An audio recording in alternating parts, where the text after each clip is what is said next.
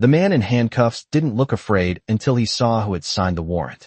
The doors of the penthouse elevator opened with a soft chime, too elegant for a morning like this, and 4 federal agents stepped onto a floor that smelled faintly of cedar, polished stone, and coffee that had gone cold an hour ago.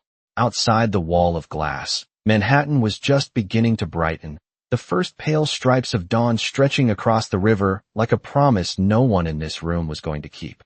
Richard Holloway stood near the windows in a charcoal robe over pressed slacks, one hand wrapped around a porcelain mug, the other tucked into his pocket with the casual arrogance of a man who had spent 30 years believing every door in America was built to open for him. He didn't turn right away when he heard the footsteps. Men like Richard Holloway were used to footsteps coming toward them. Assistants, lawyers, drivers, people with lowered voices and urgent eyes. People who needed something signed, approved, forgiven, buried. Mr. Holloway, the lead agent said, his tone controlled and flat. We have a federal warrant. That got his attention, but not in the way it would have changed another man's face. Richard turned slowly, the kind of slow that said he believed even now this was some mistake waiting to correct itself. His silver hair was perfectly combed back. His jaw stayed loose. His eyes flicked over badges, dark jackets, the cream-colored folder in the agent's hand. For 1 second, he almost looked amused. A warrant, he said, and even half awake his voice carried that old boardroom authority, deep and measured, as if language itself worked for him. At 6:30 in the morning, the skyline behind him glowed colder by the second. No one answered his question. One of the agents stepped to the side, and that was when Richard saw her. She stood just beyond the shoulder of the lead agent, still, composed, dressed in a navy coat over a crisp federal suit, one hand resting lightly against the folder she carried. No raised voice. No theatrical expression. No need. Naomi Brooks didn't move toward him. She didn't have to. The room had already shifted around her. Something in Richard's face changed so slightly another person might have missed it, but it was there. A pause in the eyes, a small tightening near the mouth, the first hairline fracture in a man who had spent a lifetime polished into certainty. He looked at her once, then again, as if the first glance had to be wrong. No, he said, almost under his breath. The word wasn't outrage. It was recognition trying to outrun memory. Naomi said nothing. The silence around her felt deliberate, earned. The lead agent opened the folder and turned it toward Richard. The paper made a dry whisper as it moved, a small sound in a room that had suddenly become far too quiet. Richard's eyes dropped to the page. His own name sat there in black type, stark and final. Beneath the language of fraud, conspiracy, obstruction, and wire transfers, beneath the seal and the formal authority of the federal court, was a signature written in dark blue ink. Naomi Brooks. He stared at it longer than he had stared at the badges, longer than he had stared at the charge list. His grip on the mug loosened, not enough to drop it, just enough for the porcelain to click softly against the ring on his finger.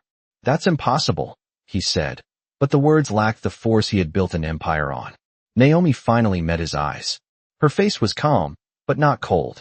There was something steadier than anger in it, something harder won. 10 years had passed since the last time Richard Holloway had looked at her and decided she did not belong in his world. 10 years since a lobby of marble and glass had swallowed her footsteps while security walked at her side, and every person in that building learned, by watching, exactly whose voice mattered and whose did not. Back then she had worn a coat from a discount rack and carried truth in a folder no one wanted to open. Back then Richard had not asked whether she was right. He had only asked who had let her in. But the city had a long memory under all its steel and money, and some mornings arrived like judgment. Beyond the glass, a siren wailed somewhere far below, thin and lonely in the waking streets. Inside the penthouse, the heat hummed softly through hidden vents. Richard lifted his gaze from the signature to Naomi's face again, and for the first time that morning, he looked like a man who understood that power could leave a room without warning and never come back the same. The agent began to read his rights, each word clean and procedural, but Richard barely seemed to hear them. He was still looking at Naomi, still trying to place the impossible shape of her standing here now, not at the edge of a room, not waiting to be dismissed, but standing inside the force of the law itself. Naomi did not smile. She did not flinch. She only watched him with the kind of quiet that comes after years of being underestimated, and somewhere under the polished stone, the expensive art, the glass full of dawn, the morning finally began to feel real. Richard did not speak again until the agent finished reading, and even then the silence held for a beat too long, as if the room itself had leaned in to hear what a man like him would sound like when certainty finally slipped. He set the mug down on a side table made of black marble, careful enough to preserve the old illusion of control, but his hand stayed there for a second longer than it needed to. "You are making a mistake," he said at last, looking past the agents and directly at Naomi, because somewhere inside him he still believed the real conversation had to happen between power and memory, between the man who had once dismissed her and the woman who should not, in his view, have been standing here now with the government behind her. Naomi kept her folder at her side. The gold seal on the warrant had already done its work. "The court reviewed the filing," she said. Her voice was low and even, with none of the sharpness he expected and none of the satisfaction he feared. "This morning is not a mistake, Mr. Holloway."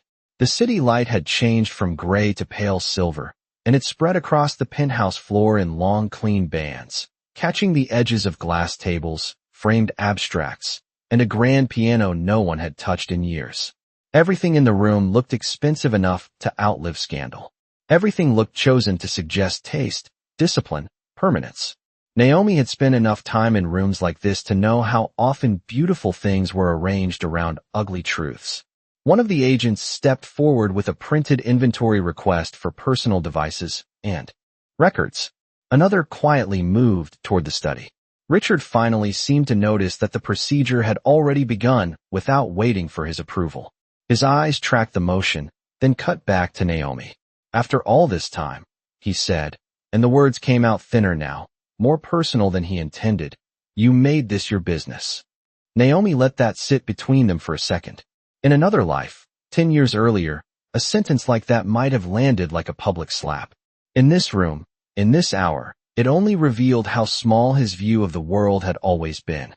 "You made it my business," she said. The answer was simple, but it settled into the air with a weight no one in the room missed.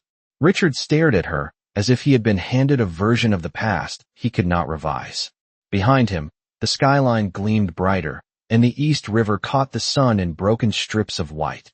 For the first time, Naomi noticed he looked older than he had in the photographs. Not weaker, not softened, just older in the way powerful men often did when consequence finally reached them, as if time itself had been waiting outside the door with the rest of the world. He gave a brief laugh that had no humor in it. "You think this is justice?" Naomi looked at him, really looked, and what she saw was not the giant he had once seen from the far end of a polished lobby. She saw a man who had confused control with immunity for so long that he no longer knew the difference. "I think this is paper," she said. "Evidence, procedure, signatures, dates, transfers, witnesses. I think this is what happens when facts stay alive longer than intimidation." Something flickered across his face then, something quick and private. Not remorse. Not yet. Maybe only the first hard edge of understanding. The lead agent asked him to come forward. Richard did not move immediately. "You should have recused yourself," he said. "Any halfway decent defense attorney will say this is personal." Naomi had expected that line before sunrise, maybe even before the warrant was signed. Men like Richard always reached for the same tools when the floor started moving under them. First disbelief, then insult, then a claim that accountability was unfair because it felt too direct. Then, "Let them say it in court," she replied. No one raised a voice. No one needed to. The soft hiss of the climate system filled the corners of the room. Somewhere deeper in the apartment, a phone began to ring and kept ringing, ignored by everyone.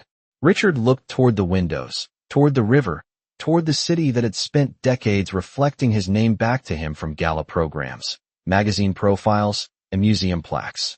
Naomi wondered if he was trying to count what still belonged to him. The answer, she suspected, was less than he thought. He turned back, and this time when he looked at her, there was something closer to recognition than shock, not just of her face, but of the fact that she had crossed the distance he once believed impossible. He remembered her now. She could see it clearly. Not as a resume, not as a title, not as the signature at the bottom of a federal warrant, but as a young woman in a worn coat standing under brutal lobby lights with a folder in her hands and truth in her mouth. He remembered what he had done with that truth. He had called security. Naomi drew one slow breath. The memory came not as words, but as fragments of sound and light. A revolving door. Wet pavement outside. The smell of rain hitting warm concrete. The hard shine of marble under ceiling lights. The quiet humiliation of being escorted past people who refused to meet her eyes. 10 years folded inward for one suspended second, and when Richard's gaze held hers again, the past opened all at once. The morning in his penthouse went still around them, but Naomi was no longer seeing glass or silver or sunrise. She was seeing a lobby, 10 years earlier, and the exact moment everything in her life began to split in two. 10 years earlier, Naomi Brooks had walked into Holloway Tower with rain at the hem of her coat and a manila folder pressed flat against her ribs like it might steady her heartbeat. The building rose 48 stories over Midtown, all smoked glass and pale stone, the kind of place that made ordinary people lower their voices without being asked. The lobby smelled like lemon polish, fresh flowers, and money old enough to stop announcing itself. Security guards stood near the turnstiles in dark, jackets with earpieces curled behind their necks, and a woman at the reception desk looked Naomi over in one practice sweep, from the worn leather strap of her handbag to the water spots on her shoes, before offering the kind of polite smile that did not open any doors. Naomi gave her name, then said she was there to deliver documents to the executive floor. That part was true. What she did not say was that she had spent the subway ride downtown reading the same 6 pages over and over until the numbers stopped looking like accounting and started looking like a lie too large to stay buried. She was 28 then, living in a one-bedroom apartment in Crown Heights with a radiator that hissed all night and windows that let in every winter draft. Her mother, Lorraine, slept in the only bedroom because the medication made her lightheaded, so Naomi took the pull-out sofa in the living room and studied case law at the kitchen table after midnight, when the building finally went quiet. She worked days as a contract legal assistant for a nonprofit compliance firm and took classes at night, chasing a law degree one semester at a time with student loans, coffee, and the kind of exhaustion that settled into the bones. Nothing in her life had ever come padded. She measured weeks in Metro cards, pharmacy receipts, and whether the check cleared before the electric bill did. But she was good with documents. Better than good. She could feel when a record had been arranged to distract, when a number had been moved just far enough to avoid a question, when a polished report was counting on no one caring enough to read the footnotes. 3 nights earlier, a senior associate at the compliance firm had left a stack of Holloway Foundation filings in the shared room after a donor review. Naomi had not meant to look closely. Then she saw a scholarship disbursement list that named schools and districts where no grants had been received, followed the trail into vendor records, and found transfers routed through a consulting company registered to a post office box in Delaware. The amounts were neat. Too neat. The language in the annual report glowed with civic virtue, but the ledger underneath had the cold smell of a setup. By morning she had copied what she could legally preserve, marked the inconsistencies, and told herself she was probably wrong. By afternoon she knew she was not. She should have handed it off and let someone else deal with it. That would have been the smarter move. People with rent due and a sick parent at home did not go looking for trouble inside billionaire offices. But Naomi had grown up listening to her mother say that truth was not delicate, just lonely, and lonely things needed somebody willing to stand beside them. So she stood. She rode downtown in a damp coat bought on clearance 2 winters earlier, carrying a folder that seemed to get heavier every block. When the elevator doors opened onto the executive floor, the carpet softened every footstep. The hallway was lined with abstract paintings in silver frames, and the air smelled faintly of espresso and expensive wood. Assistants in fitted suits moved quickly between glass offices, holding tablets and paper cups, all of them wearing the calm, sharpened look of people who survived by predicting powerful moods. Naomi gave her name again to a blonde woman behind a curved desk. The woman asked who she was meeting. Naomi said she needed 5 minutes with anyone from legal or with Mr. Holloway's chief of staff because the foundation documents contained discrepancies that could expose the company. The woman's expression did not change, but something in her eyes cooled. "Do you have an appointment?" she asked. Naomi said no. She explained, carefully, that this could not wait. The receptionist glanced at the folder, then at Naomi's coat, then toward the long conference room where voices murmured behind a glass wall. It was a small glance, but Naomi knew that look. She had known it since she was 15 and being followed through stores where no one offered help, since college offices where people praised her diction like it was borrowed, since interviews where men smiled too long at the resume and still decided she did not look like the firm. It was the look that asked the room to agree on what kind of person belonged here before a single fact had been heard. Naomi straightened her shoulders and tightened her grip on the folder. Through the glass, at the far end of the conference room, she saw Richard Holloway for the first time, standing beneath cold white light with one hand braced against the table, speaking while everyone else listened. Even from 30 feet away, he carried the polished stillness of a man who had never been interrupted by consequence. Naomi did not know it yet, but in less than 10 minutes, he was going to change the direction of her life with 4 words spoken in front of witnesses, and she was going to remember the sound of them for the next 10 years. The blonde receptionist did not invite Naomi to sit. She picked up her phone instead, pressed one button, and lowered her voice to that smooth executive hush designed to make urgency sound harmless. Naomi could not hear every word, only fragments. Unscheduled. Says it is compliance-related. Claims there is exposure. The woman listened, eyes drifting back to Naomi with a look that had already decided too much. Then she hung up and said, "Someone from legal will be with you shortly." The wait lasted 4 minutes, though it stretched longer in Naomi's body. She stood near the curved desk with her damp coat cooling against her shoulders, watching assistants move in clean diagonal lines across the floor. A man in a navy suit came out of a side office, spoke quietly to the receptionist, and glanced at Naomi without introducing himself. He looked no older than 35, with a polished haircut and the brittle smile of someone trained to de-escalate without ever admitting there was anything to escalate. "I am Todd Mercer from Internal Legal," he said. "I am told you have concerns about a filing." Naomi nodded and held out the folder. "Not concerns," she said. "Discrepancies. The scholarship disbursements listed in the Holloway Foundation report do not match the districts named, and the vendor payments route through a consulting entity that does not appear to provide any actual services. I believe funds are being moved through a shell structure." Todd did not take the folder right away. He looked at Naomi first, then at the papers, then back at Naomi, the order of that glance saying more than his words did. "And how exactly did you come across this information?" Naomi explained that she worked contract compliance review for a nonprofit advisory firm and had seen the filings during a donor preparation process. She kept her tone careful, precise, the way she had learned to speak in rooms where one wrong adjective could be used to dismiss. The whole truth. Todd finally accepted the folder and flipped through the first few pages. His expression stayed neutral, but his page turned slowed near the highlighted transfers. Naomi saw the moment he realized she was not guessing. A pulse moved once in his jaw.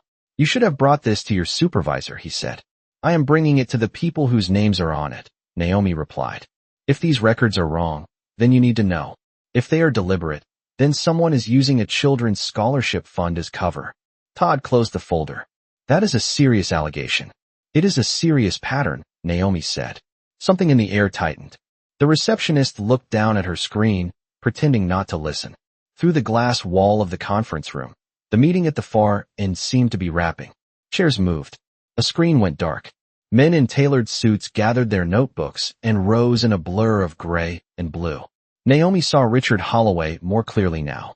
He was taller than she expected, broad-shouldered, with silver at the temples and the kind of face magazines called commanding when they meant accustomed to obedience.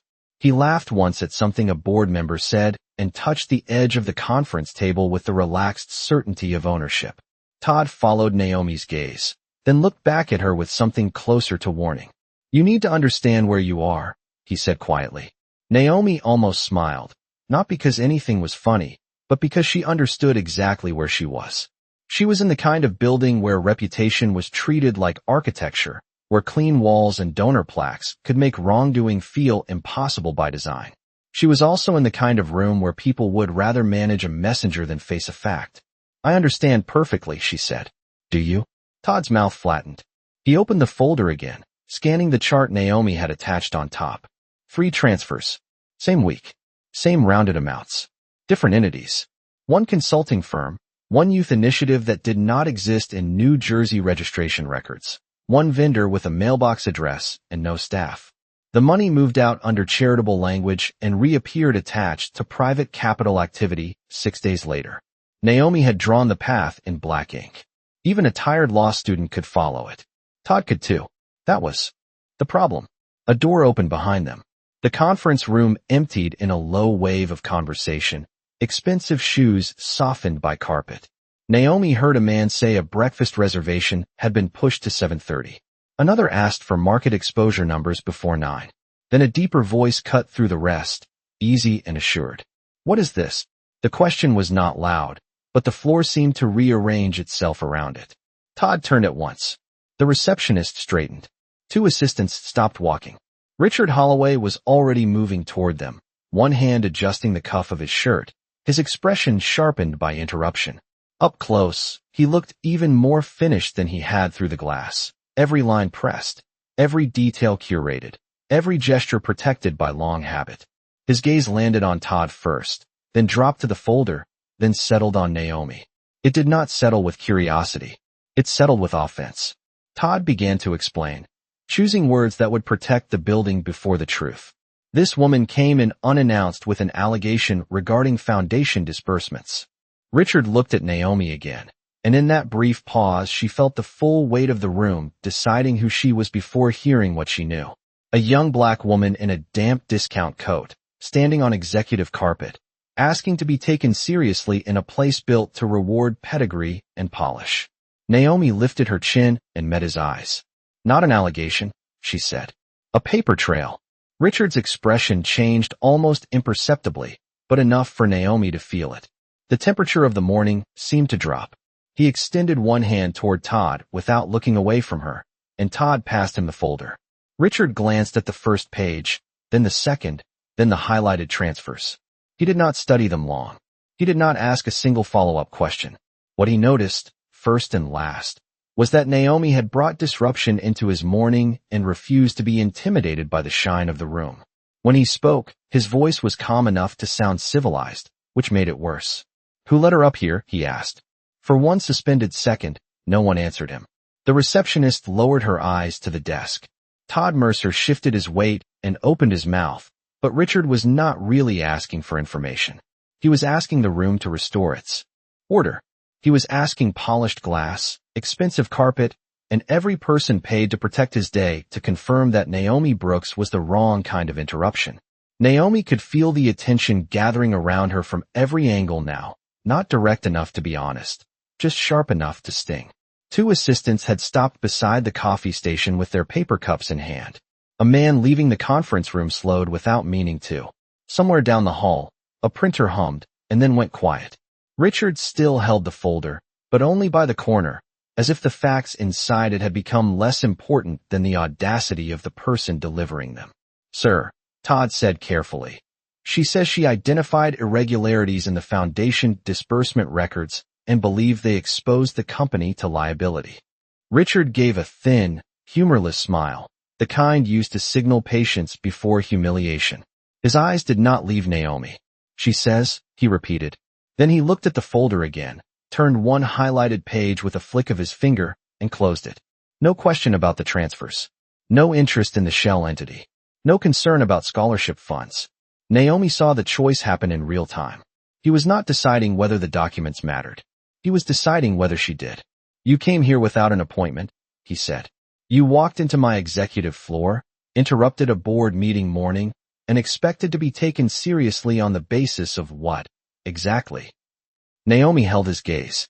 Her heart was beating fast enough to feel in her throat, but her voice came out steady. On the basis of the records.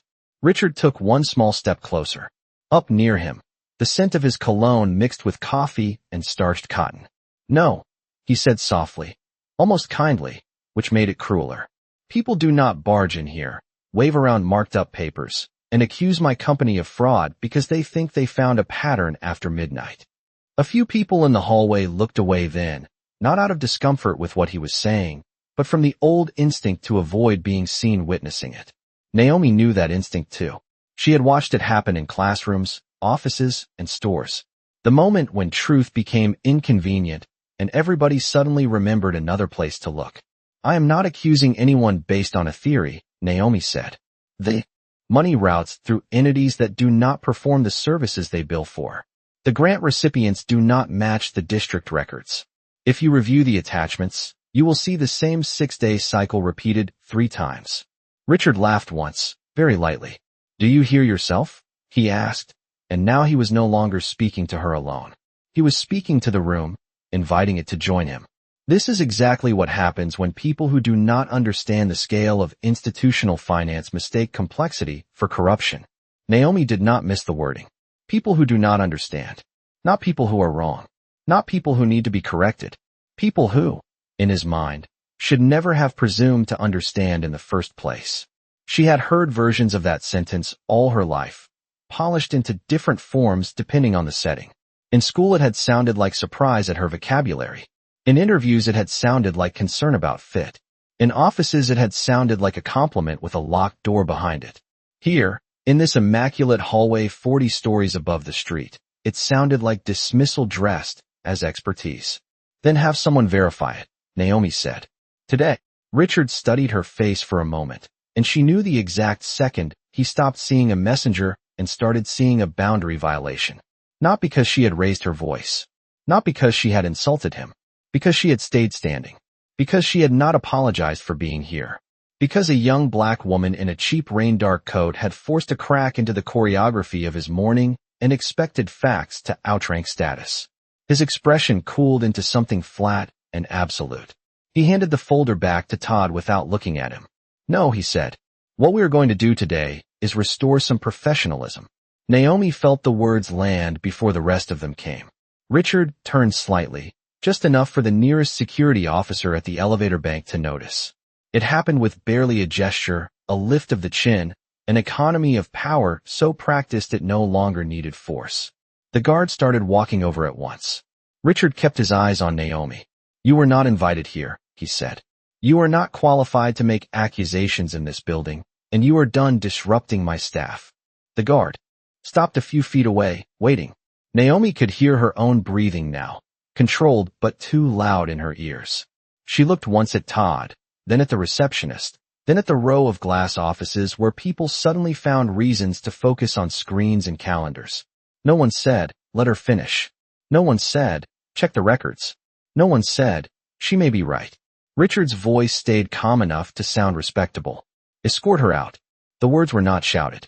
They did not need to be. The force of them came from how ordinary they sounded in his mouth, as if removing her from the room were no more morally significant than clearing a scheduling conflict. Naomi felt a pulse of heat rise behind her eyes, but she would not give it shape here. The guard stepped closer, professional, uneasy, and extended a hand not to touch her, only to indicate the direction of the elevators. Ma'am, he said quietly. Naomi did not move right away. She looked at Richard one last time, searching for even a flicker of reconsideration, some small sign that the truth had made it through his pride. There was nothing. Only that hard, polished certainty, the confidence of a man who believed the room itself would always side with him over anyone who arrived without permission and with too much truth in her hands.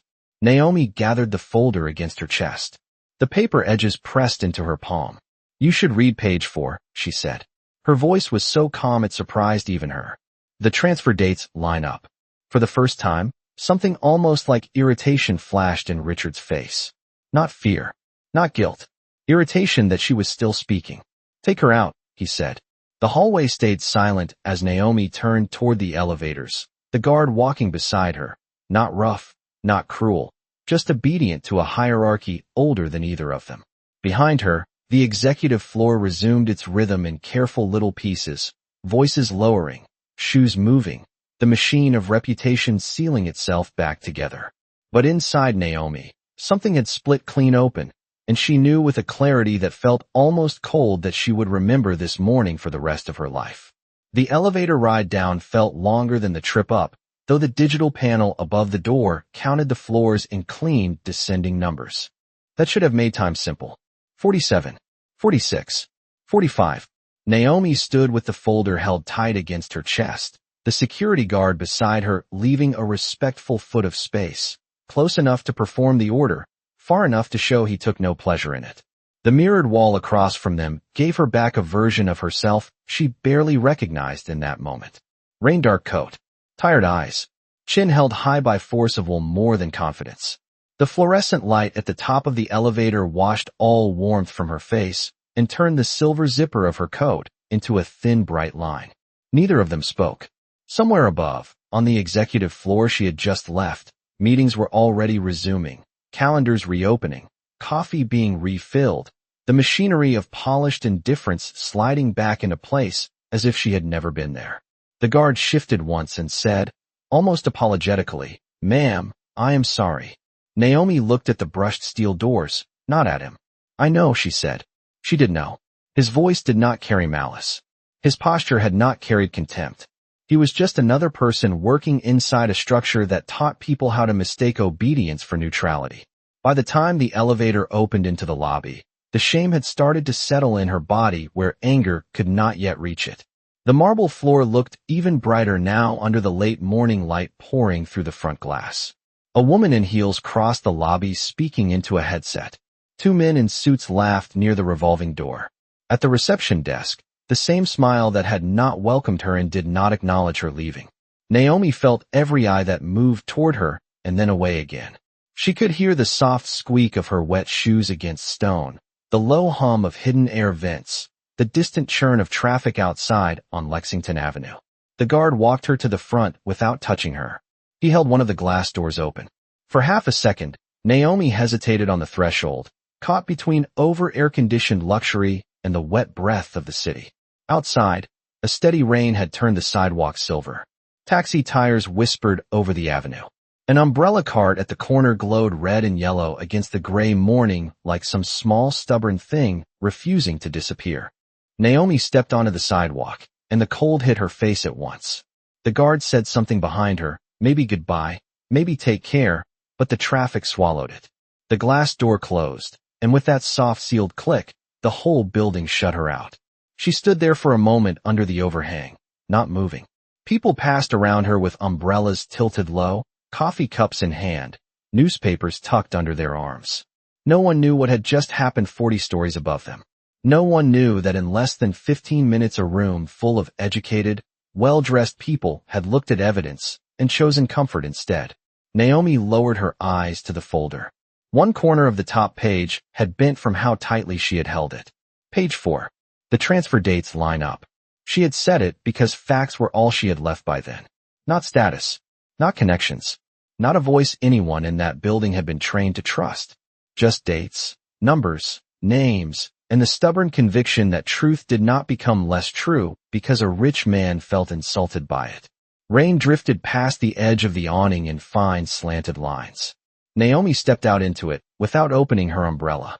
The water touched her cheeks, soaked into her hairline, darkened the shoulders of her coat. She started walking downtown with no real destination, only motion. Her throat ached, but she would not cry in front of Holloway Tower. She would not give that building one more thing. By the second block, the cold had worked through her sleeves. By the third, anger finally caught up. Not hot anger. Not loud anger. Something steadier. Something that felt like a door closing inside her. She stopped at a crosswalk and looked back once. Holloway Tower rose into the rain like a clean lie, all glass and money and confidence. Up there, Richard Holloway was probably already speaking about reputation, process, timing. He would tell himself he had handled an intrusion. He would forget her by lunch. Men like him often confused power with memory, assuming only their version of an event would survive. Naomi looked at the blurred reflection of the traffic light in a puddle at her feet, then at the folder in her hand, damp now, but still intact. She thought of her mother at home measuring out pills with careful fingers. She thought of tuition due next month. She thought of all the rooms in this city where truth had to wear the right suit before anyone called it credible. Then she drew one slow breath and made herself a promise so quietly no one on the sidewalk could have heard it. She would never again stand in a room without the authority to be heard. She would learn every rule they hid behind. She would master every language of power they used to keep people like her at the edge of the table. She would become the kind of woman no one could have escorted out, not because she had grown louder, but because the law itself would open the door for her. The light changed. Cars rolled forward in a spray of rain. Naomi tucked the folder under her coat and kept walking, her steps small, and even on the slick Manhattan sidewalk, while behind her the tower disappeared into the low gray sky, and ahead of her, though she could not yet see it, the first hard shape of her future was already beginning. The promise Naomi made in the rain did not change her life all at once. It changed what she was willing to endure for it. The next year was not cinematic. There was no sudden scholarship, no powerful mentor stepping out of nowhere to announce that she had been underestimated. There were just long days that bled into longer nights, subway delays, unpaid hours, and the dull arithmetic of survival. She kept the contract job at the nonprofit advisory firm until the assignment cycle ended, and when it did not renew, she took temp work wherever legal departments needed extra hands to sort filings, prepare binders, or sit quietly in rooms where she was expected to be useful and forgettable at the same time. In one office downtown, a partner asked whose assistant she was before realizing she was the one there to explain the discrepancy in his own exhibits. In another, a woman with a silk scarf complimented Naomi on being so articulate, then asked if she had ever considered human resources instead of law because it might be more people-centered. Naomi learned to keep her face still when comments like that landed. She learned that humiliation wasted energy if you carried it too long. At night she went to class with her hair still smelling faintly of rain or copy toner or the stale heat of crowded trains, and she filled yellow legal pads with case notes until the margins blurred. Contracts, civil procedure, evidence, statutory interpretation. She did not love every subject. Some nights, she barely understood half of what she read on the first pass. But she stayed with it, line by line, because she had already learned what happened when truth entered a room without credentials. At home, the apartment in Crown Heights remained small enough that every hardship echoed. Lorraine's health moved in fragile rhythms, good weeks and bad weeks. Mornings when she stood at the stove in her house, slippers making oatmeal, as if nothing had changed, and afternoons when the walk from the bedroom to the kitchen left her breathless. The medical bills arrived in pale envelopes that looked harmless until opened. Naomi stacked them beside tuition reminders and utility notices on the corner of the kitchen table, then paid whichever one carried the nearest threat. Some months she stretched groceries by instinct, buying rice, dried beans, eggs, and whatever produce had gone soft enough to be marked down. She measured gas in quarter tanks and sleep in fragments. But through all of it, she kept the folder from Holloway Tower in the bottom drawer beside her textbooks, sealed in a plastic sleeve against water and time. Not because she spent her nights staring at it. She did not. She was too busy becoming. But every now and then, usually when she was too tired to think clearly, she would slide the drawer open just far enough to see the corner of that manila edge and remember exactly why she could not afford to quit. The city kept teaching her its unofficial lessons. Some doors stayed closed no matter how qualified she became. Some professors remembered white male students' names after one class and called her by the wrong one until midterms. One internship interview ended with a senior attorney smiling warmly and saying the office was looking for someone who better fit the firm's culture, as if culture were a neutral thing and not a gate with a dress code. Naomi learned to hear what people meant beneath what they said. She learned the weight of pauses, the signal hidden in surprise, the polished grammar of exclusion. More importantly, she learned not to internalize it. The trick, she discovered, was to let insult pass through the surface of you without becoming architecture inside you. By her third year of night school, she was clerking 20 hours a week for a housing court judge in Brooklyn who cared about precision more than pedigree. Judge Helen Mercer was not warm in any easy way, but she was fair, and in Naomi's world fairness felt almost luxurious. The judge noticed that Naomi read every affidavit twice, caught details others missed, and never padded an argument with language she could not defend. One evening, after court had run late and the hall smelled faintly of old paper and industrial floor cleaner, Judge Mercer handed Naomi a draft order marked with red corrections and said, "You do not need to sound important to be right. You need to be exact." Naomi carried that sentence for years. It became a kind of private discipline. Exact, not loud. Steady, not performative. The more she studied the law, the more she understood that power did not only live in titles or boardrooms. It lived in procedure, in timing, in who knew how to file, how to object, how to preserve a record so a truth could survive long enough to matter. By the time she sat for the bar exam, she no longer wanted justice in the vague, cinematic sense people put into speeches. She wanted it in the hard, technical sense that could not be waved away by a billionaire in a pressed shirt. She wanted subpoenas that held, affidavits that could not be laughed off, findings tied to facts so tightly that even the richest man in Manhattan could not talk his way around them. When the results came in, and she saw her name on the pass list, she did not scream. She stood in the narrow kitchen with the late afternoon sun falling across the sink and the stack of unopened mail, and she let the silence settle around the news.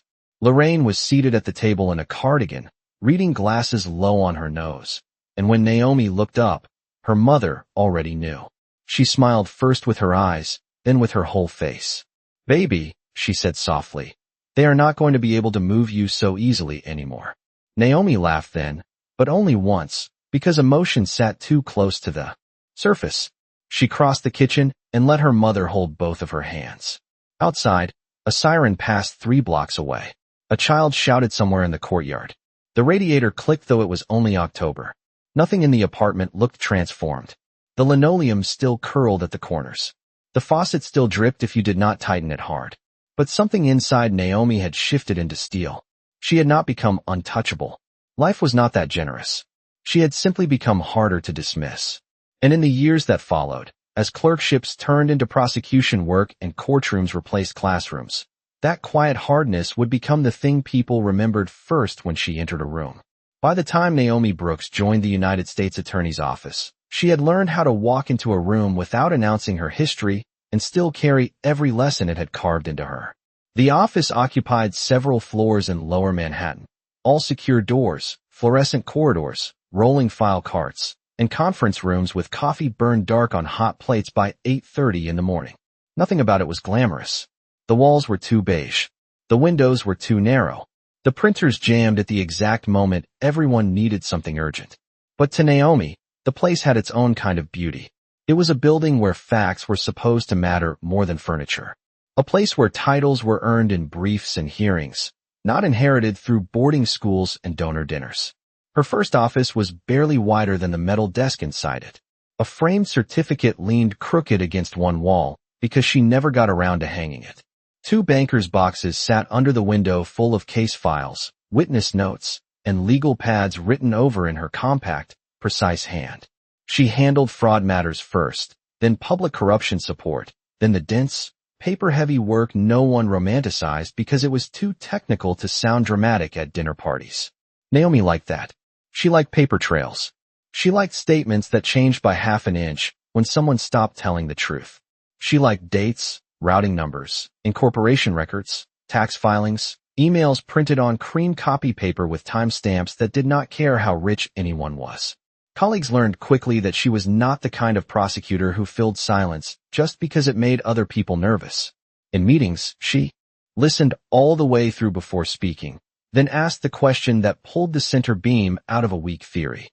She did not interrupt. She did not grandstand. She did not confuse confidence with volume. That restraint unsettled some people more than anger would have.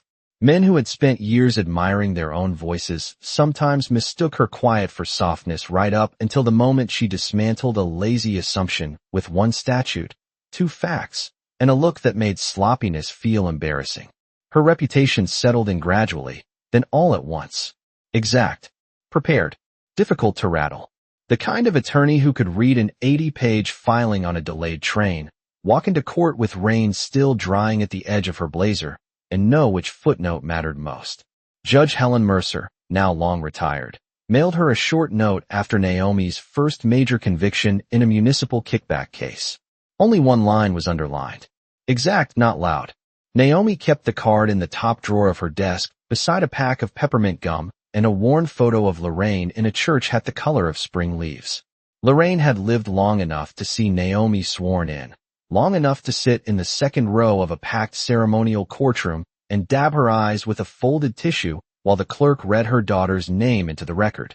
She had not lived long enough to see how far Naomi would go after that, but her voice remained in the room with her anyway, especially on mornings when the work felt less like a career than a test of what truth could survive. Years passed in motions, interviews, trial prep, and the particular fatigue of public service in a city that never ran out of men who believed money could launder motive. Naomi rose because she was good, and because she stayed good when shortcuts were available.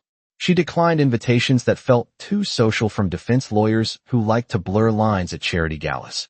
She turned down a private firm offer that would have tripled her salary and cut her caseload in half because she did not want comfort badly enough to spend her life protecting people she would have once tried to expose. Her supervisors trusted her with cases that required patience rather than spectacle. Financial crimes, procurement schemes, quiet corruption with polished shoes. By her 10th year, younger attorneys watched the way she built a file and copied it without always understanding the deeper discipline behind it. Naomi never started with the most dramatic fact. She started with the one fact that could be proven beyond argument, then built outward until the whole structure of deceit was forced to reveal itself. She knew better than most that truth rarely arrived in a blaze. More often it accumulated like pressure under a locked door. On the morning everything circled back, she was at her desk before sunrise, the office still carrying that early hush made of copier heat, distant footsteps, and the smell of industrial cleaner fading under fresh coffee. A storm had moved through overnight, leaving the windows filmed in pale gray light. Naomi set her umbrella beside the door, shrugged off her coat, and skimmed the stack of overnight intake summaries left in her inbox by the Financial Crimes Unit. 3 routine referrals. 1 sealed matter from the Southern District. 1 urgent transfer from a federal investigative team requesting prosecutorial review on a multi-jurisdictional fraud package involving shell entities, charitable vehicles, and private capital channels. Naomi reached for that one first without knowing why.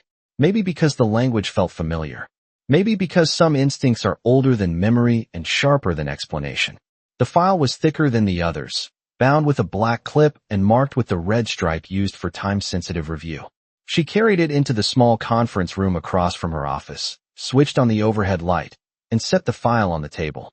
The room smelled faintly of dry erase marker and old paper.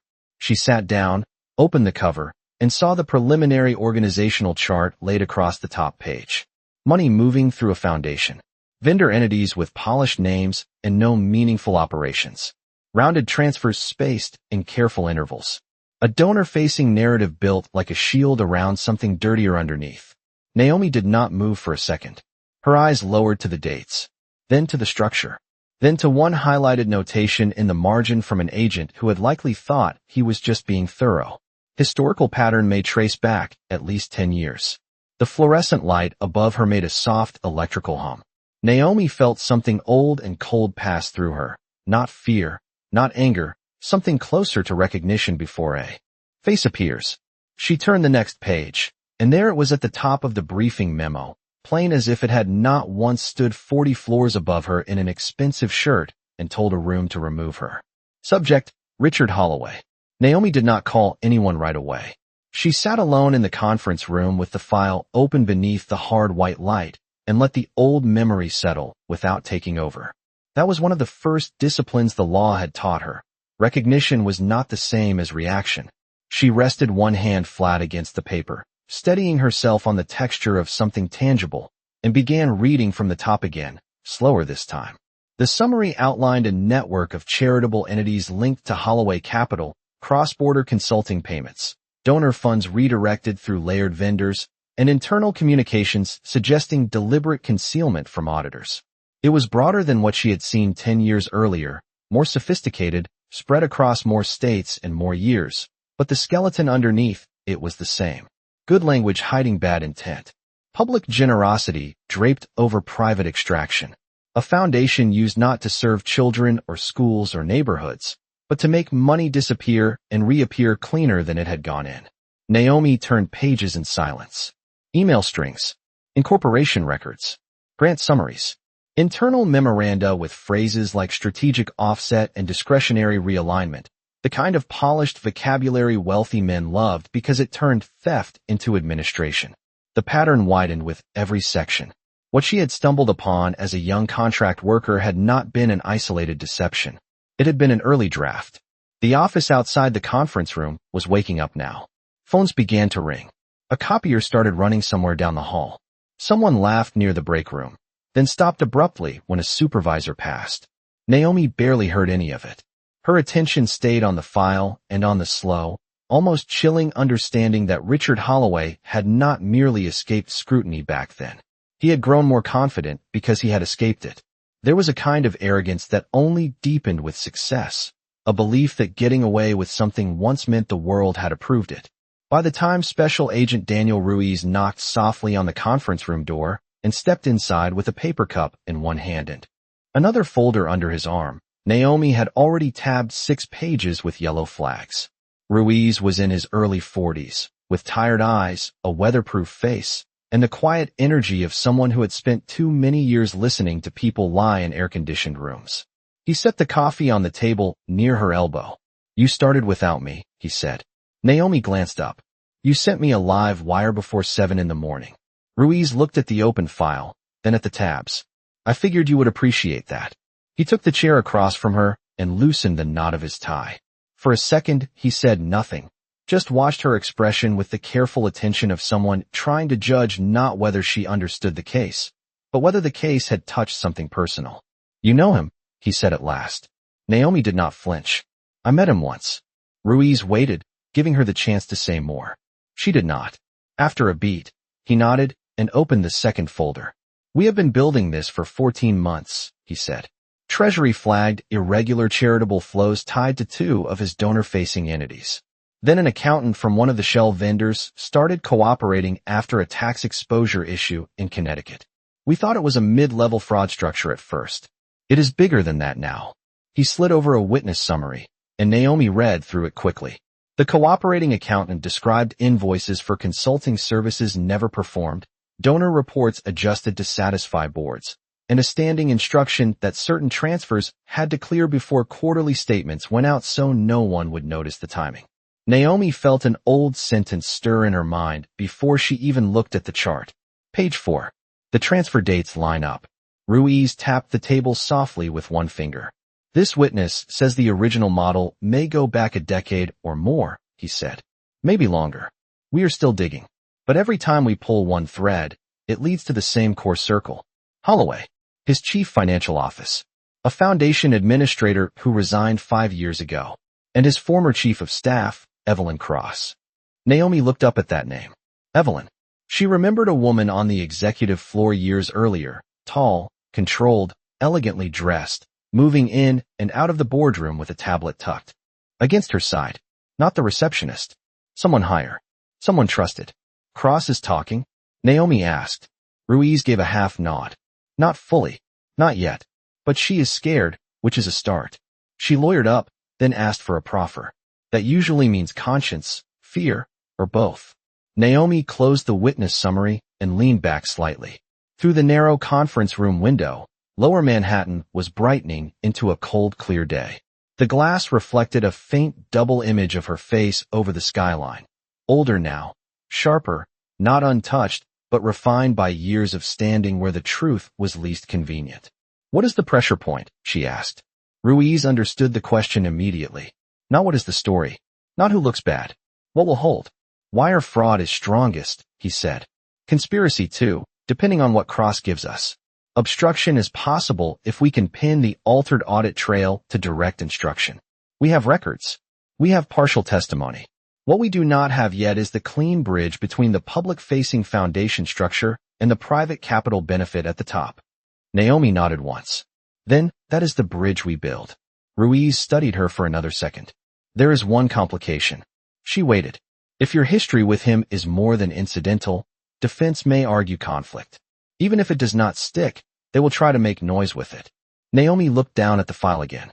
Richard Holloway's name sat there in black type, ordinary and sterile, as if it had not once come attached to a face that dismissed her before checking the facts. The law had taught her many things, but one of the most important was this. Personal history only weakened a case when it made you careless. Naomi had not spent 10 years becoming exact just to lose discipline now. "He is not my complication," she said. "He is my subject." Ruiz let out the smallest breath through his nose, almost a laugh, but not quite.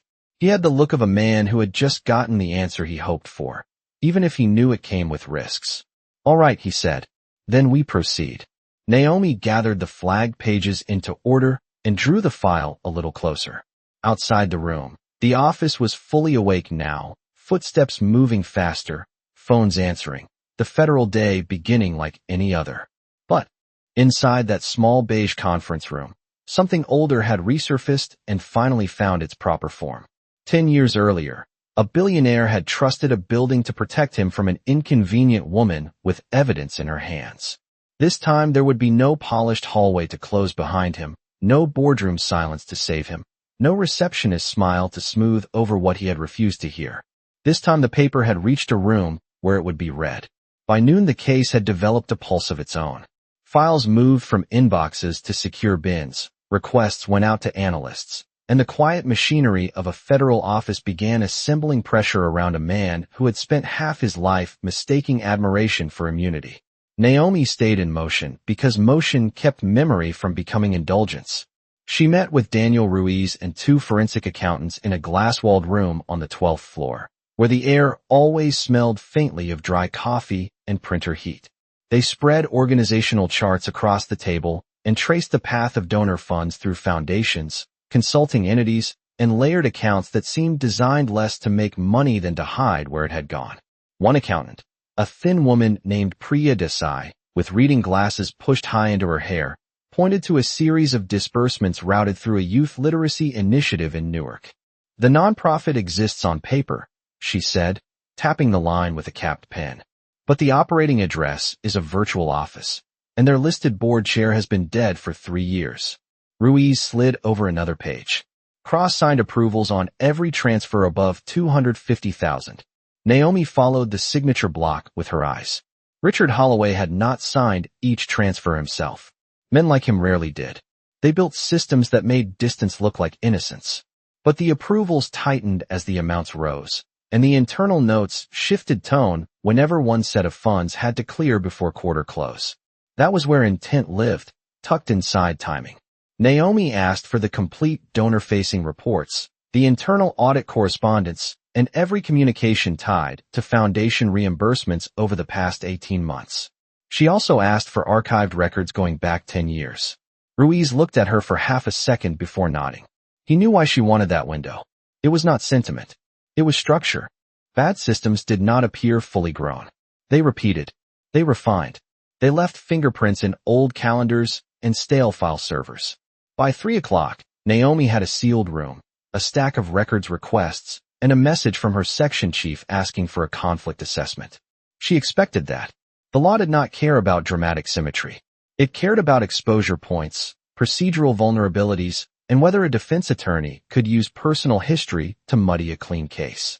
Naomi sat at her desk with the conflict form open under her hand and answered each question with the same exactness she brought to witness outlines. Prior contact with subject. Yes. Nature of contact.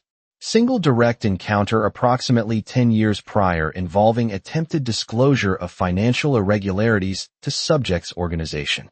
Ongoing personal relationship. None. Financial interest. None. Potential bias affecting prosecutorial judgment. No. She read the sentence twice before checking the box, not because she was uncertain, but because she respected how important the truth of it had to be. She did not want revenge. Revenge was emotional, fragile, easy to expose. What she wanted was a record strong enough to hold under fluorescent light, defense pressure, and the long, slow grind of federal procedure. When she carried the form to her section chief, Assistant United States Attorney Mark Ellison, he read it standing by his office window with one hand in his pocket and the other turning the pages carefully. Ellison was a careful man in his late 50s, broad-faced and unshowy, with a habit of removing his glasses whenever a decision mattered. He finished reading, set the pages on his desk, and looked at Naomi with the kind of directness she trusted. "Can you do this clean?" he asked. Naomi met his eyes. Yes. He held the pause long enough to make sure she understood what clean meant. Not righteous. Not personal. Not symbolic. Clean as in provable, disciplined, immune to drama. Naomi had built her entire career around that standard. "Then do not give them a single inch," Ellison said. "Not one overheated sentence. Not one sloppy filing. If Holloway goes down, he goes down because the paper is stronger than his money." Naomi nodded once. "Understood." Back at her desk, the office light had shifted to that late afternoon tone that made government walls look both tired and enduring. She opened a fresh yellow pad and wrote one phrase at the top in block letters. Build the bridge. Underneath it she listed the missing links. Direct knowledge. Executive intent. Internal concealment. Personal benefit. She drew arrows between entities, dates, and names until the page looked like a map of something dishonest trying to pretend it was accidental. Around 6, Ruiz called to say Evelyn Cross had agreed to a limited proffer the next morning through counsel. Naomi stared at the phone for a second after the call ended. Evelyn Cross. The name had been a shadow in the file all day, but now it had edges. If Cross talked, they might finally get the direct line between the polished foundation narrative and the man who stood above it. If she did not, Naomi would keep building without her. Either way, the case was no longer abstract. It had entered the stage where people made choices under pressure, and choices often told the truth faster than documents did. The office began emptying after 7. Doors clicked shut. Voices thinned out. Someone down the hall wheeled a recycling bin over the tile with a hollow rattle. Naomi stayed. She always stayed when a case reached that point where the facts started generating their own gravity. She spread the earliest archived records on her desk and worked backward through the years, looking for repetition. A consulting payment here. A scholarship report there. A donor letter with language too polished to be innocent. At 8:30, she found a scanned foundation summary from a decade earlier and froze with one hand still resting on the page. The formatting had changed since then. The logos had been updated. The amounts were smaller. But the structure was unmistakable. 3 disbursements spaced days apart. Educational language used as cover. The same circular flow. Naomi sat back slowly. The office around her had gone almost silent now. Just the low electric hum of computers and the distant rush of traffic muffled through sealed glass. She pulled open the bottom drawer of her desk and took out the old plastic sleeve she had carried through every office, every move, every year since Holloway Tower. The manila folder inside was faded at the edges, but the papers had survived. She placed her copy beside the archived summary from the file and compared them line by line. There it was. Not just resemblance. Continuity. The exact same pattern she had. Tried to show them 10 years ago, only smaller, younger, less polished. Naomi exhaled through her nose and rested both palms on the desk. For a moment she was 28 again, rain in her coat, heat in her face, standing in a hallway where no one asked whether she was right. Then the feeling passed, and what remained was colder and more useful. Proof. Not of what had happened to her. Proof of what he had been doing all along. She reached for her pen and circled the matching dates with careful, even strokes. Somewhere beyond the window, night had settled over Manhattan, and the city glittered with the expensive indifference of people eating late dinners, closing deals, and trusting tomorrow to resemble today.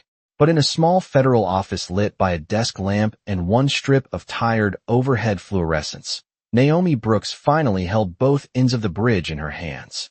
The next morning began with rain again, lighter this time, a gray mist softening the edges of Federal Plaza and leaving the courthouse steps slick enough to catch the dull shine of every passing shoe.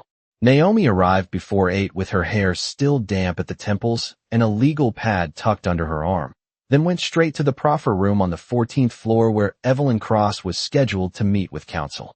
The room was small, windowless, and almost aggressively plain, with a scarred wood table for straight-back chairs, a pitcher of water sweating onto a paper coaster, and a vent in the ceiling that clicked every few minutes like an impatient clock. Naomi preferred rooms like that. They gave pretense less space to breathe.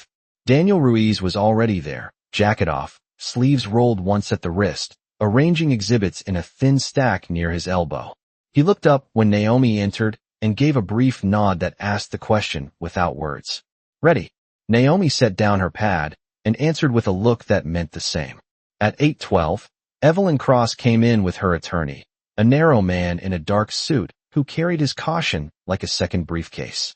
Evelyn herself had changed less than Naomi expected and more than she should have. She was still elegant in the structural, expensive way some women are, every line deliberate, every detail chosen, but the old control had thinned at the edges.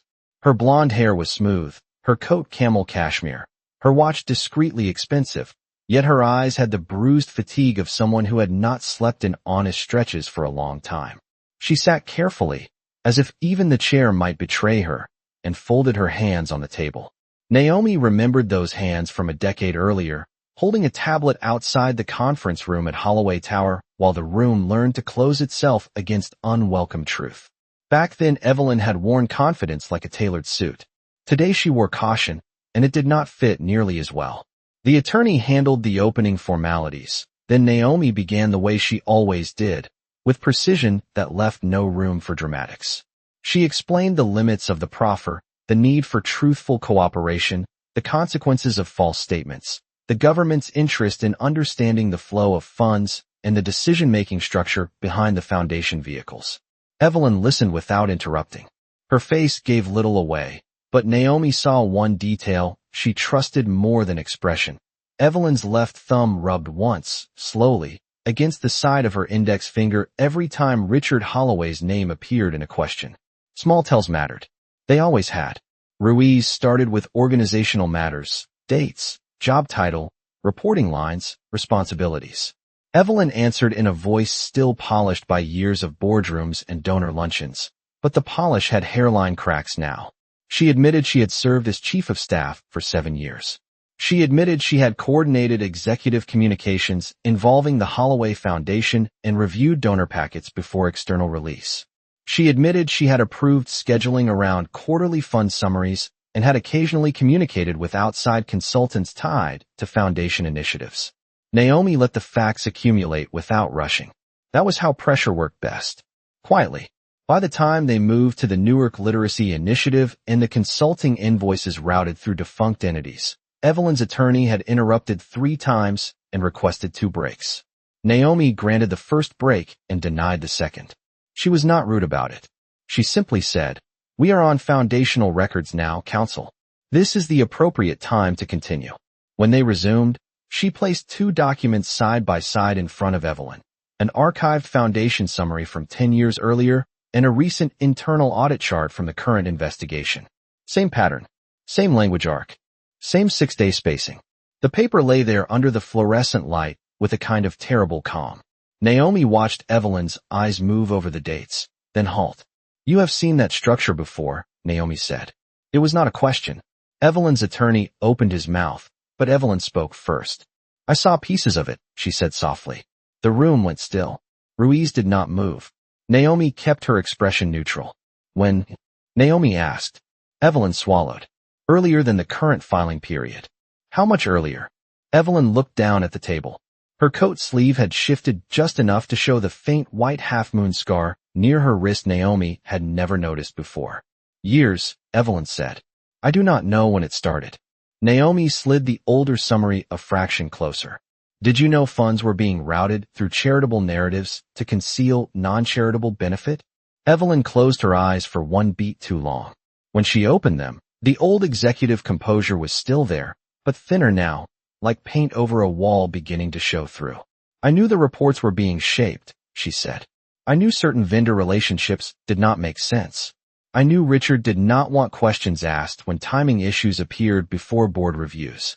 Naomi let silence do its work.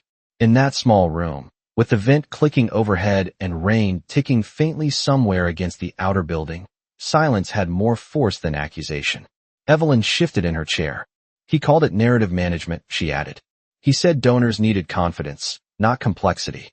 There it was, not a confession in the dramatic sense, but something better for federal work. Language. His language. The polished euphemism used to turn concealment into strategy. Naomi wrote the phrase down in exact block letters. Narrative management. Then she looked up and asked the question that mattered most. Did Richard Holloway know these transactions resulted in private capital benefit inconsistent with the foundation's public reporting? Evelyn's attorney objected on instinct, but his voice lacked conviction now. Evelyn stared at the older summary, then at the newer audit chart, and for a moment Naomi could almost see the years pressing down on her all at once. The dinners, the speeches, the smiling photographs with scholarship recipients, the whispered instructions before board meetings, the long habit of telling herself she was only managing logistics and not helping a lie breathe. When she finally answered, Her voice had lost its boardroom smoothness. Yes, she said. It was one syllable, but it changed the temperature of the room. Naomi did not react outwardly. She had trained too long for that. Inside, though, something aligned with a quiet click, like a lock turning cleanly after years of resistance. How do you know? Naomi asked. Evelyn's eyes lifted to hers for the first time that morning, and whatever she saw in Naomi's face must have told her there was no use trying to charm this room into gentleness. Because I asked him once whether the numbers could survive a real review, Evelyn said. And he told me, in his exact words, that nobody who mattered was going to read closely enough. The sentence hung there under the fluorescent hum, ugly in its certainty, ugly in how familiar it felt. Naomi did not think about the hallway. She did not think about the damp coat or the receptionist's smile or the command that had once sent her back into the rain. She thought only about the paper now and how some truths survived by waiting for the right room.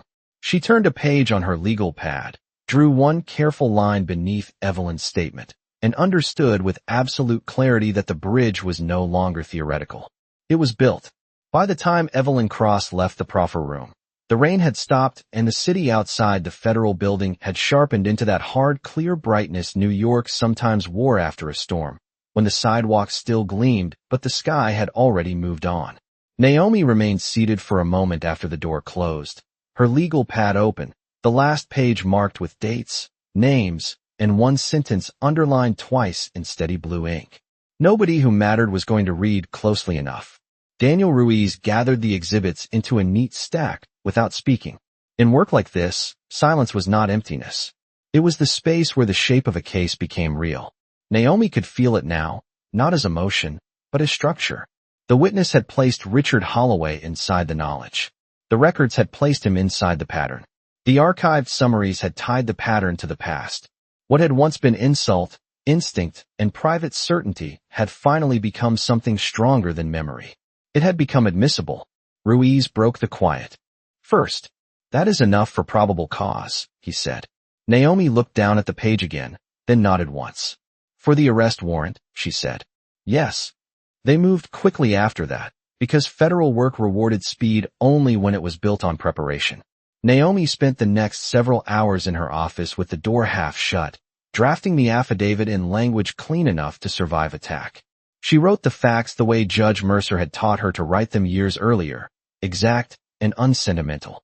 She identified the shell entities, the donor-facing misrepresentations, the fraudulent consulting invoices, the private capital benefit hidden beneath charitable language, and the testimony that placed executive knowledge at the center of the design. She laid out the sequence of the transfers, the 6-day rhythm that had survived across a decade, the altered narratives, the board shielding, the internal vocabulary used to make deception sound managerial. She did not add one dramatic word. She did not need to. Truth in its strongest form did not decorate itself. By late afternoon, the fluorescent lights above her desk had come on against the dimming sky, flattening the room into shades of paper, navy fabric, and tired metal.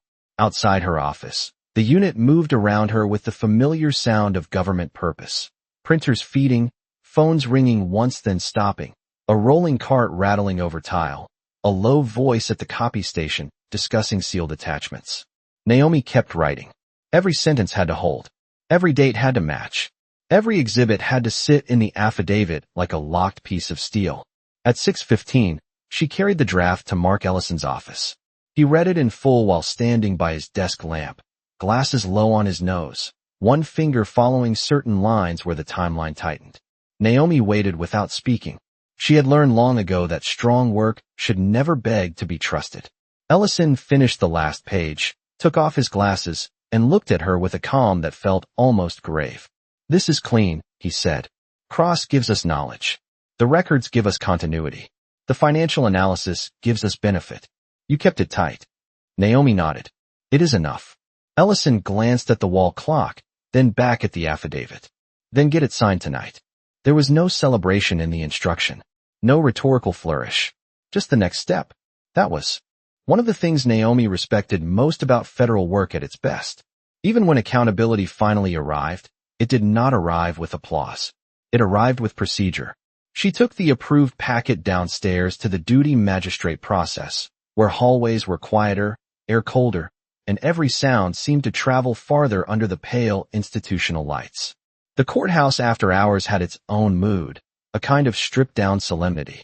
Fewer footsteps, fewer voices, vending machine hum in empty alcoves, security officers speaking softly near distant doors.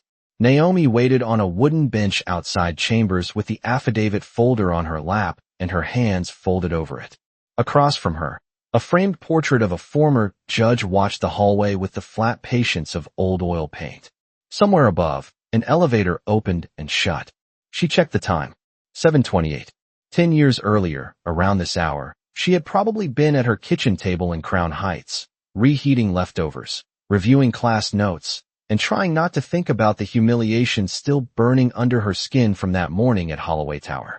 The memory arrived without warning now, not sharp enough to wound, just clear enough to remind.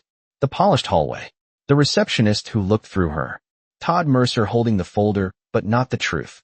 Richard Holloway asking who let her up there, as if the true offense had been her presence, not the paper in her hands. Naomi let the memory pass through and kept her posture still. She had not come this far to make a private story out of a public crime.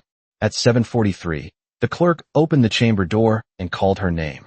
The magistrate reviewed the packet carefully, asked 3 precise questions about the witness corroboration and the continuity of the financial structure, then read the final page in silence. Naomi answered without embellishment, her voice low and even in the wood-paneled room. When the magistrate finally reached for the pen, the movement was small, almost ordinary. Ink touched paper. Signature. Date. Authority. The arrest warrant came into existence without thunder. That was the real power of law when it worked. Not noise. Not spectacle. Just a line crossed cleanly into consequence. Naomi accepted the signed warrant back from the clerk with both hands and thanked the court. The paper felt no heavier than any other packet, but she could feel the years inside it all the same. In the hallway afterward, she stopped beneath a strip of cold light and opened the folder to the final page. There it was. United States District Court. The approved charges. The signature from the bench. And beneath the government application, her own name already fixed in blue ink where she had placed it an hour earlier. Naomi Brooks. For a moment she simply looked at it. Not with triumph. Not with bitterness. With recognition. 10 years earlier, Richard Holloway had trusted a room to silence her. Tonight, another room had done the opposite. It had read closely enough. Ruiz met her near the elevators with his coat over one arm and the operational team already moving into place for the morning. "We go at first light," he said. Naomi closed the folder. "Good." He looked at her for a second, perhaps expecting some visible satisfaction, some release after everything that had led here. Naomi gave him none of that because the work was not finished, and because some victories were too serious to perform. She only slipped the warrant back into its folder and held it steady at her side as they walked toward the elevators under the courthouse lights, her footsteps quiet on the polished floor, her face calm, and the city beyond the glass already deepening into night. The city was still dark when the convoy rolled north, headlights sliding over wet pavement and shuttered storefronts while Manhattan held that brief, expensive silence that only exists before the first coffee carts open and the first delivery trucks start backing into alleys. Naomi sat in the second vehicle beside Daniel Ruiz with the warrant folder resting flat on her lap, both hands lightly over it, not gripping, just there. She had slept less than 3 hours, but fatigue had a clean edge on mornings like this. It sharpened instead of dulled. Ruiz drove with one wrist loose on the wheel, the radio volume low, his attention split between traffic lights and the clipped updates coming through the earpiece of the agent in the lead car.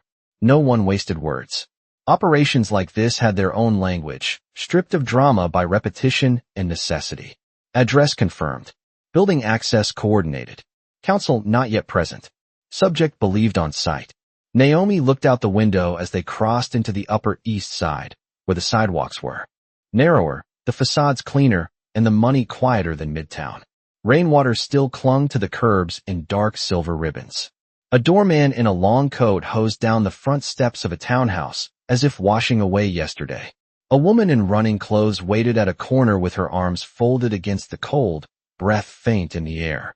The city did not yet know what was coming for Richard Holloway, and there was something almost holy in that ordinary ignorance. Consequence often arrived while the rest of the world was still choosing breakfast. Ruiz glanced at her once at a red light. "You all right?" he asked.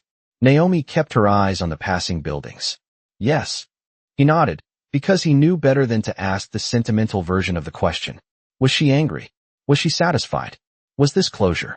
None of that mattered before an arrest. What mattered was whether her mind stayed exact. It did.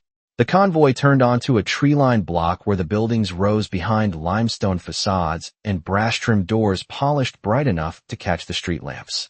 Richard Holloway's residence stood halfway down the block, 12 stories of restrained wealth with discreet security cameras over the entrance and a lobby designed to look less like a building than a private assurance. The lead vehicle slowed. Ruiz parked 2 doors down. Agents stepped out into the cold with collars up and folders tucked inside dark coats. Naomi remained seated for 1 second longer than the others, looking at the building through a windshield beaded with moisture. It was not Holloway Tower. Different address, different geometry, different doors. But wealth had a smell to it, even from the street, a kind of sealed warmth and cultivated distance. She opened the car door and stepped out. The morning air touched her face like metal. Her heels clicked once on the sidewalk, then settled into a quieter rhythm as she crossed toward the entrance with Ruiz beside her. The doorman had already been informed enough to know resistance would be performative and pointless. He held the outer door with a face carefully blank, eyes moving once to the warrant folder in Naomi's hand and then away. Inside, the lobby was all cream stone, muted art, and hidden lighting, the kind that made every surface appear permanently flattering. A vase of white orchids stood on a console table beneath. A mirror taller than Naomi. Somewhere unseen, soft instrumental music drifted from a speaker in the ceiling. Money always tried to make itself sound peaceful. An agent at the front desk murmured into a radio. Elevator secured. Penthouse access confirmed. Naomi stood with the others while the elevator arrived from an upper floor, descending in a silent column of brushed steel and smoked glass. She caught her reflection briefly in the mirrored panel opposite the doors. Navy coat, pulled back hair, no jewelry except a watch and small stud earrings. Face calm enough to look almost detached, though she could feel her heartbeat in the base of her throat. Not fear, not even anticipation, exactly. More like the body's recognition that some moments do not repeat. The doors opened. 8 people stepped in without crowding one another, every movement measured, every voice lowered. Ruiz pressed the button for the top floor. The elevator began its smooth climb. Naomi watched the numbers rise and thought, unexpectedly, of the older elevator in Holloway Tower 10 years earlier, the brushed steel, the fluorescent wash, the guard standing beside her while the floors counted backward, and shame thickened inside her one stop at a time. She remembered the smell of wet wool from her own coat, the way the lobby had looked too bright when the doors opened, the receptionist pretending not to see her leave. She remembered stepping into the rain and making herself a promise with no witness but the city. Never again without the authority to be heard. The elevator in the present gave a soft mechanical sigh as it neared the penthouse level. Naomi lowered her gaze to the folder and opened it 1 inch, enough to see the warrant inside. United States District Court. The approved charges. Richard Holloway's name in black type. Her own signature beneath the application. The page was crisp, untouched by rain, unbent by humiliation, protected now by process, by law, by every exact step she had taken since that morning he thought he had closed a door on her. The elevator stopped. A tone sounded. For a moment no one moved. Then Ruiz looked at the team, gave one small nod, and the doors parted onto a private vestibule lined with dark wood and pale stone. The hall beyond was hushed enough to hear the vent system breathing behind the walls. An agent moved first, to the inner door and pressed the buzzer once, then again. Footsteps sounded faintly inside, slow and uncertain. A lock disengaged with a clean electronic click. The door opened several inches on a chain, and a house manager in a pressed gray uniform blinked at the agents, then at Naomi, then at the badges. Her face lost color all at once. "We have a federal warrant," Ruiz said. The chain slid free. The door opened wider. Warmth moved out into the vestibule carrying the scent of cedar, expensive coffee, and the remains of a fire burned earlier for ambience, not heat. Naomi stepped across the threshold with the others. and as the penthouse opened around them in long lines of glass and money and controlled quiet, she felt the past and present come into alignment so completely it was almost soundless. Somewhere deeper in the apartment, a voice asked from another room who was there. Naomi knew that voice before she saw the face. Time had changed its texture, but not its instinct. Agents spread through the entry with practiced calm, one toward the study, one toward the hall, one remaining near the door. Ruiz called out the subject's name. Footsteps answered, then stopped. A second later, Richard Holloway appeared at the far end of the living room, one hand still holding a coffee mug, silver hair combed back, irritation arriving on his face before comprehension. He looked first at the badges, then at Ruiz, then at the paper in Naomi's hand, and finally at her. The room did not gasp. No one said a word. But something inside the morning shifted with the force of a truth long delayed and suddenly undeniable. And Naomi stood there beneath the pale light from the wall of windows, the warrant steady in her hands, as recognition crossed his face like the first crack in glass. Richard Holloway set the coffee mug down with more care than necessary, as if precision in a small movement could restore authority in a room that had already moved past asking for it. The mug touched the marble side table with a soft click. His eyes stayed on Naomi. The irritation on his face thinned into something less stable now. Not panic. Not yet. But the first visible strain of a man realizing the script he trusted had been taken out of his hands. Around them, the penthouse held its expensive quiet. A fire had burned low in a recessed hearth, leaving the faint scent of cedar and ash. Dawn light spread through the walls of glass in long pale strips, touching the edges of framed art, the grand piano, the polished wood of a dining table large enough to seat a dozen people who had probably spent years agreeing with him for the price of staying near him. One of the agents began reading the warrant aloud in the measured tone federal work always used, each charge placed where it belonged, each word plain enough to leave no room for charm. Wire fraud, conspiracy, obstruction, misuse of charitable funds. Richard listened, but not like a man hearing the law for the first time. He listened like a man hearing that it had finally decided to speak back. No, he said quietly, almost to himself, then looked at Naomi again as if the rest of the room might disappear if he understood her presence first. No, this is not possible. Naomi did not answer at once. She had imagined this moment in no dramatic way over the years, not as a fantasy, not as revenge, only as an abstract possibility that sometimes crossed her mind on late nights in the office when a file grew teeth. Even now, standing inside the clean lines of his private life with the warrant steady in her hand, she felt no triumph. Only clarity. It is possible, she said. It is signed. Richard's gaze dropped to the folder and then lifted again, slower this time, as if he could not stop himself from searching her face for the younger woman he had once dismissed. He found her, of course. Time had changed the cut of her coat, the authority in her posture, the stillness in her voice. But he found her. Naomi saw the recognition settle all the way in. The hallway, the rain-dark coat, the folder in her hands. The interruption he had treated like an insult instead of a warning. You, he said. It came out almost breathless, not because he respected the symmetry, but because he had never truly imagined it could become reality. Naomi met his eyes without heat. Yes, she said. Richard looked around the room as if expecting someone to solve this for him. His lawyer was not there. His assistants were not there. There was no chief of staff ready to step in, no board member, no polished subordinate to soften what was happening into a scheduling problem. The agents remained calm and procedural, giving him the terrible courtesy of professionalism. That, more than anything, seemed to unsettle him. Spectacle could be fought. This could not. You should not be here, he said, and the sentence revealed more than he intended. Naomi heard the old instinct inside it at once. Not, I did not do this. Not, the records are wrong. Not even, I want counsel. You should not be here. The ancient grammar of men who confuse hierarchy with truth.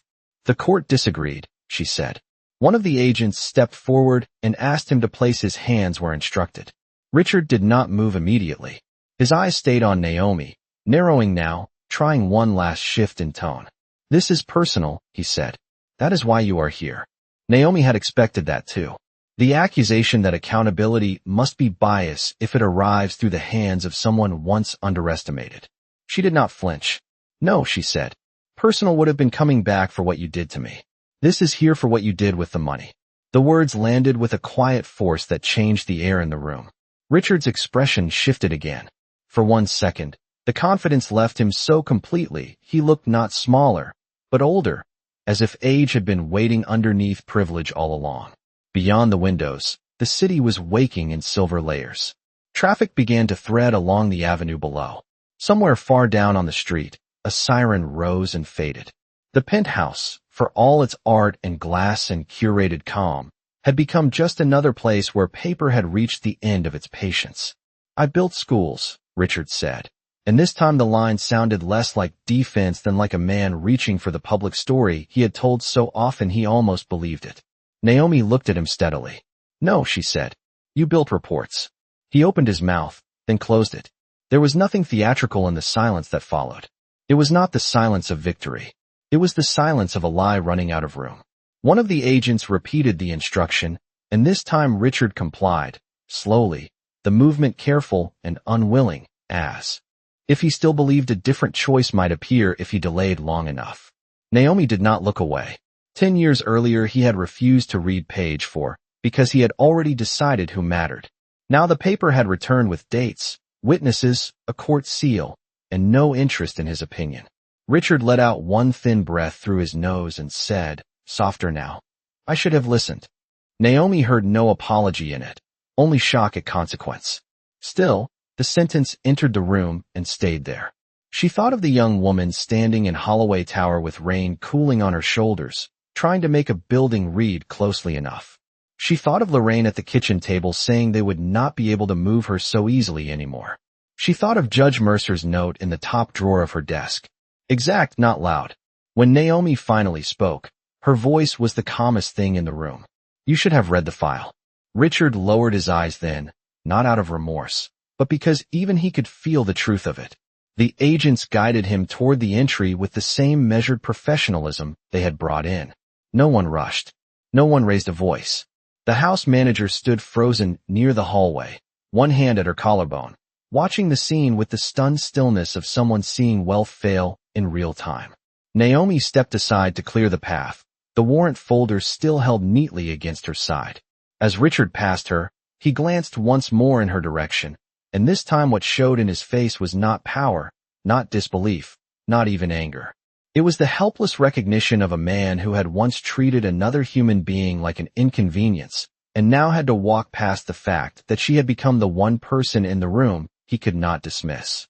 The elevator ride down felt longer than the one up, though no one inside it moved more than necessary. Richard Holloway stood between two agents in the center of the polished metal box, his hands restrained in front of him, his face fixed in the strained composure of a man still trying to negotiate with reality after it had already closed the door. Naomi stood near the back wall with the warrant folder tucked beneath her arm, watching. The floor numbers descend one by one in the mirrored panel above the door. Penthouse. 11. 10. 9. The mechanical hum was low and steady, almost gentle, and that ordinary sound felt stranger to her than anything else. 10 years had turned, careers had been built, records had surfaced, people had lied, others had finally told the truth, and still justice arrived in an elevator that sounded like every other elevator in every other building in Manhattan. That was the final lesson, perhaps. Power always tried to make itself feel mythical. Accountability almost never needed to. When the doors opened into the lobby, morning had advanced. The glass walls no longer held dawn but full early light, pale gold sliding across the cream stone and the polished floor. The orchids on the console table looked even whiter now. Outside, the avenue had begun its daily performance of motion. Black cars rolled past in glossy silence. A delivery cyclist paused at the curb to check his phone. Two women in wool coats crossed against the light with paper coffee cups in hand. The city had started another day without waiting to learn who had fallen. The agents guided Richard through the lobby with unembellished professionalism. No one touched him roughly. No one hurried him.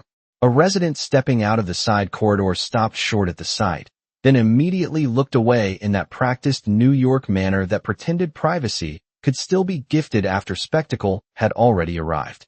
The doorman held the outer door open, his expression careful and flattened now, the expression of someone who understood that any visible reaction would become part of a story he wanted no role in. Naomi followed a step behind the group, and when the morning air hit her face outside, it felt colder than before, cleaner too. The rain had washed the block during the night, and the street smelled faintly of wet stone, exhaust, and the first bitter drift of coffee from a cart opening half a block down. Richard paused once on the sidewalk, not resisting, only hesitating, his eyes moving over the street as if he had never quite seen it from this angle before. For years, Naomi guessed, entrances and exits had opened for him without friction. Cars arrived warm. Doors were held. People arranged themselves around his time. Now he stood in a dark overcoat beneath a sky the color of brushed aluminum, waiting while an agent opened the rear door of an unmarked vehicle. And for one plain second, he looked less like a titan of finance than what he had always been underneath the machinery of status, a man subject to consequence. Reporters had not arrived yet.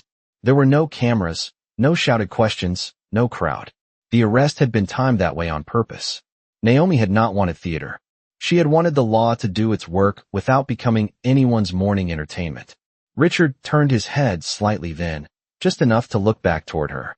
She could not tell whether he meant to say something, or whether the instinct to reclaim the moment simply had not died in him yet. Whatever he intended, he let it go. His face settled into a weary blankness that might have looked dignified from a distance, but up close read only as depletion. He got into the vehicle. The agent closed the door. The sound was soft, almost disappointingly small. Ruiz gave a few final operational instructions to the team, then stepped aside to make a call. Naomi remained where she was for another moment, one hand resting lightly against the warrant folder, her heels planted on the wet sidewalk.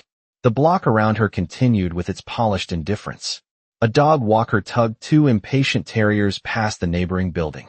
Somewhere above, an apartment window opened an inch and closed again. A sanitation truck rumbled at the corner. Life, in its stubborn way, refused to pause even for a reckoning years in the making. Naomi drew in a breath and let it out slowly. She did not feel what stories usually promised in moments like this. Not triumph. Not relief sweeping through her like music. What she felt was quieter and truer. A settling.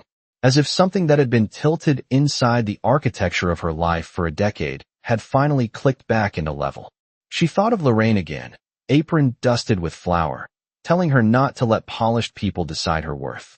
She thought of the subway ride home in wet shoes all those years ago, of reading and rereading her own notes beneath harsh apartment light, of scholarships, loans, internships, long nights, impossible supervisors, exam results, sealed filings, and every single morning she chose discipline over bitterness because bitterness would have kept her. Looking backward, and discipline had taught her how to build a future with doors of her own. Ruiz finished his call and came back over. "Transport is moving," he said. Naomi nodded. He studied her face briefly, then asked, "You want to ride back to the office?" She looked down the avenue where the light was beginning to strike the upper windows of the buildings in clean, bright bands. "In a minute," she said. Ruiz understood and walked off to handle the rest. Naomi remained on the sidewalk alone for the first time that morning.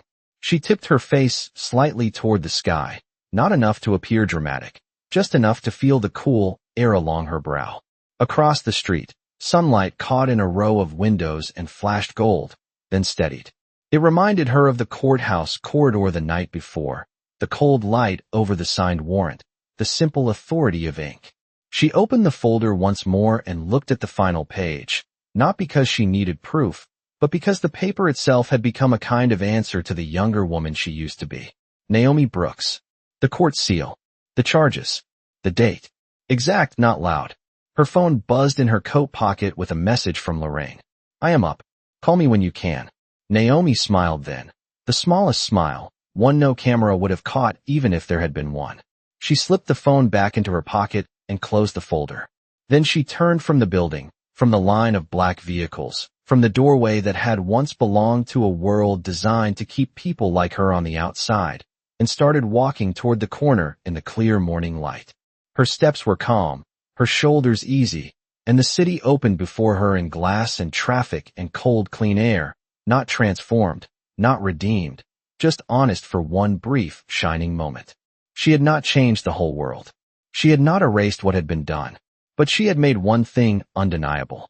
A man who once believed nobody who mattered would ever read closely enough had been answered by a woman he refused to see, and now, as the sun climbed higher over Manhattan and the street carried her forward, Naomi did not look back.